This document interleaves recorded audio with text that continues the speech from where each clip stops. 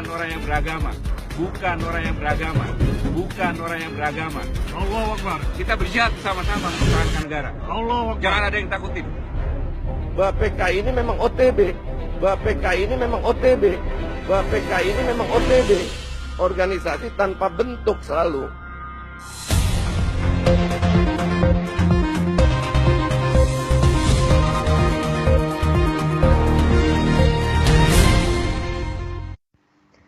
Indonesia dalam bahaya besar. Sekitar akhir tahun 99 atau awal tahun 2000, diadakan rapat orang-orang Tionghoa di Universitas Atmajaya, kawasan Semanggi, Jakarta, yang diprakarsai oleh Mokhtar Riyadi dan anaknya James Riyadi. Inti dari rapat tersebut adalah bahwa penduduk di Cina daratan sudah mencapai hampir 2 miliar orang dan membutuhkan suatu negara untuk dijadikan kolonisasi.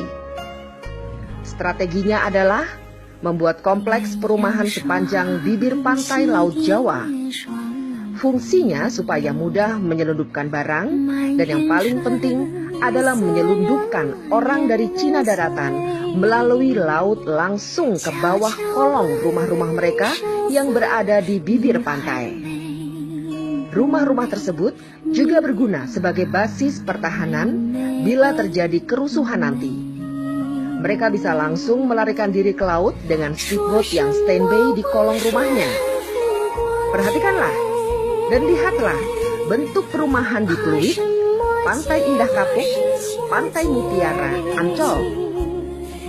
Berubah Undang-Undang Dasar 1945, terutama pasal tentang presiden harus pribumi asli, diganti. Cukup hanya dengan syarat bahwa yang penting presiden harus berkewarganegaraan Indonesia, tidak harus pribumi asli. Baru-baru ini, Jawa Pos merilis berita bahwa Indonesia harus waspada karena ada 200 juta tenaga kerja asing asal Tiongkok yang akan masuk ke negara kita. Ya, 200 juta orang. Jadi sebenarnya Jokowi itu siapa bagi orang Cina? Dengan merancang Jabodetabek menjadi megapolitan dengan bantuan 5 pengembang besar, Agung Sedayu, Agung Podomoro, Sumarekon, Lipo Group, dan Sinarmas, mereka membangun apartemen Rusunami dan Rusunawa. Kemudian apartemen Rusunami dan Rusunawa diisi oleh orang-orang Tionghoa, dan tinggallah orang pribumi jadi babu, satpam, OB, dan supir. Semua bukti menyatakan kebenaran pernyataan ini. Apalagi setelah Ahok merencanakan penggusuran 130 titik pemukiman pribumi di DKI Jakarta. Program ini juga dimuluskan oleh Jokowi dengan langkah-langkah nyata yang lebih besar. Memiskinkan rakyat Indonesia dengan berbagai cara, bekerja sama dengan pemerintah Cina dalam segala bidang, dan menggantikan peran Amerika di Indonesia selama ini, dan menjual atau menggadaikan aset-aset nasional Indonesia yang vital kepada pihak Cina. Jokowi secara sengaja membuat ekonomi dan politik Indonesia carut-marut untuk membuat pribumi semakin hancur berantakan, banyak pengangguran, dan jumlah orang miskin semakin besar. Orang semacam Ahok bukanlah tanpa sengaja untuk membuat kebijakan serta bertingkah laku yang memuakan, karena dia ingin memancing amarah pribumi agar rencananya segera terlaksana. Sekarang terserah bangsa ini melawan atau membiarkan angkara murka merajalela. Ningjing melaporkan dari Beijing.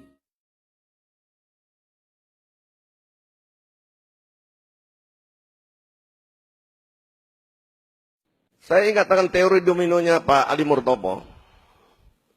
Sumatera bagian timur, Kalimantan bagian barat, Jawa bagian utara.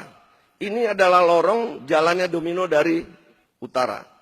Bahwa teori domino Cina adalah mereka akan mulai membangun kekuatan ekonomi di negara kita. Kedua, memasukkan senjata secara ilegal. Ketiga, memasukkan orang. Sehingga logistik, amunisi mereka sudah siap. Orang datang di sana mau kirim 100 juta gampang aja. Kirim sejuta mati dia isi orang terus. Yang penting senjatanya udah ada, logistiknya semua ada di sini. Dan sekarang kenyataannya, kalau kita dari Medan sampai ke Lampung, di pesisir timur, itu semua adalah bangunan-bangunan, perumahan, tempat tinggal, maaf, non-pri, mayoritas. Jawa bagian utara, mulai dari Merak, kita jalan, BSD, kita jalan lagi kemana-mana. Semua mereka sekarang diberikan izin untuk bikin pulau. Jualan apartemen tidak pernah kosong, selalu habis. Siapa yang isi? Dulu saya tanya kepada teman-teman yang itu, siapa yang beli kok bisa laku bener?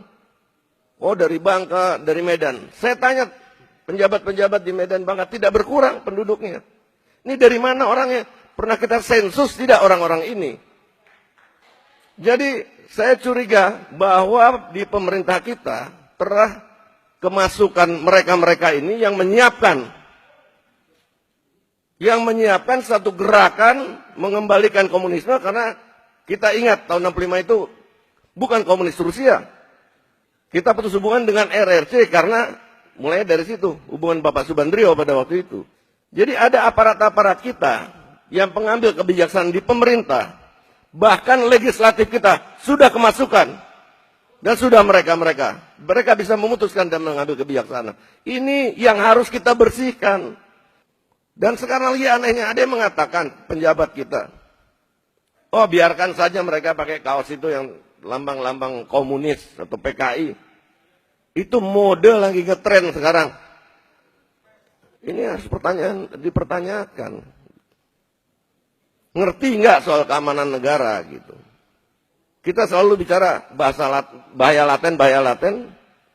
Dan saya masih mengalami zaman komunis itu. Tahun 65 saya juga ikut membasmi mereka. Bahwa PKI ini memang OTB, organisasi tanpa bentuk selalu. Dan mungkin di dalam anggota saya ada, di dalam FPI mungkin ada, yang pakai baju-baju kiai sekarang yang mengadu domba dan segala macam jadi dukun juga banyak.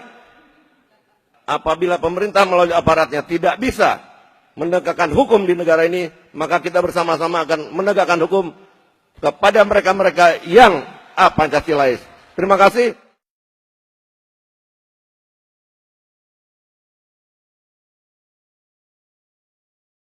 Ide dan sebagainya.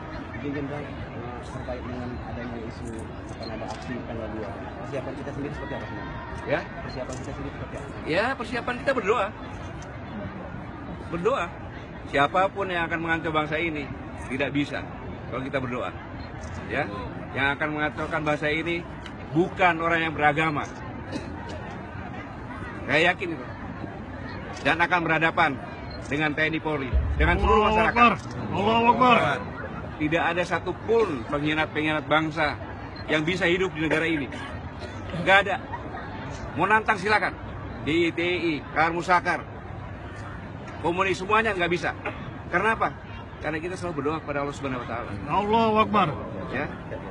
Kalau demo yang biasa, tertib, memang itu kan menyampaikan pendapat. Tapi kalau sudah merusak, kalau sudah makar, berhadapan dengan saya dan prajurit saya, dan Polri. Prajurit saya juga siap berjihad, mempertahankan negara kesatuan Republik Indonesia berdasarkan Pancasila bersama-sama seluruh komponen masyarakat. Allahu Akbar. Kita berjihad bersama-sama mempertahankan negara. Allahu Akbar. Jangan ada yang takutin. Ya, Allah Subhanahu Wa Taala bersama-sama kita. Allahu Terima kasih. Akbar.